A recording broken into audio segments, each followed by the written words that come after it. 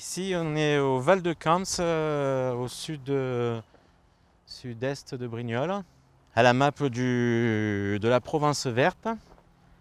Et ben, on avait préparé notre début de saison avec des courgettes, des fraisiers. Il y avait quoi? Il y avait 700 fraisiers, 200 courgettes. Et quand on les a plantés vendredi dernier, j'avais vu les prévisions météo, j'avais dit comme il bouge là, il ne tiendra pas. Et effectivement, il n'a pas tenu. Là, il y avait 300 mètres, 350 mètres carrés qu'on a acheté. C'est une serre neuve qu'on a achetée en 2012. Mai 2012, donc elle n'a pas encore 3 ans. Et ben voilà, elle est par terre. Alors que celle-là moi je l'ai achetée il y a 15 ans et elle avait déjà 10 ans, donc elle a 25 ans et elle est toujours droite.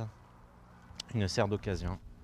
Et une serre neuve, voilà dans l'état qu'elle est. Ça coûte quoi une serre neuve comme ça? Un bras, ça coûte. Celle-là, on l'a payé 6 000 € au TTC.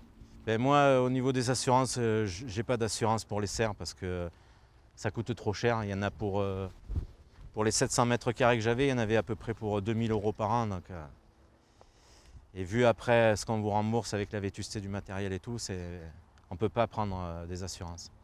Et même si on avait une assurance, il faudrait que ce soit classé catastrophe naturelle pour qu'on puisse prétendre à avoir des aides.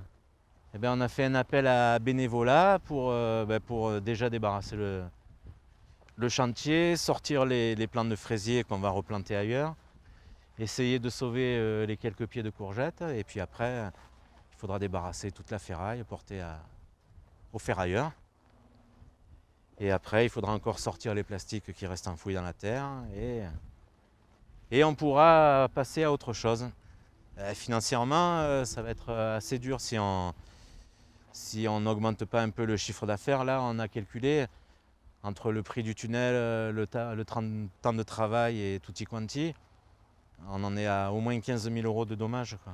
J'appelle les éventuels consommateurs à venir s'inscrire à la MAP déjà pour avoir un panier de légumes sains du terroir et puis surtout pour soutenir une petite entreprise comme la nôtre qui crée quand même 2 emplois sur le secteur de Brignoles, c'est pas négligeable.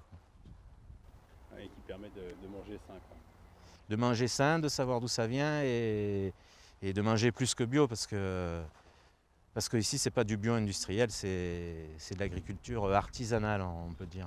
On n'empoisonne personne, on a des animaux, des chats, des chiens, on ne peut pas se permettre de mettre des produits dangereux, donc voilà, ici c'est des produits de qualité.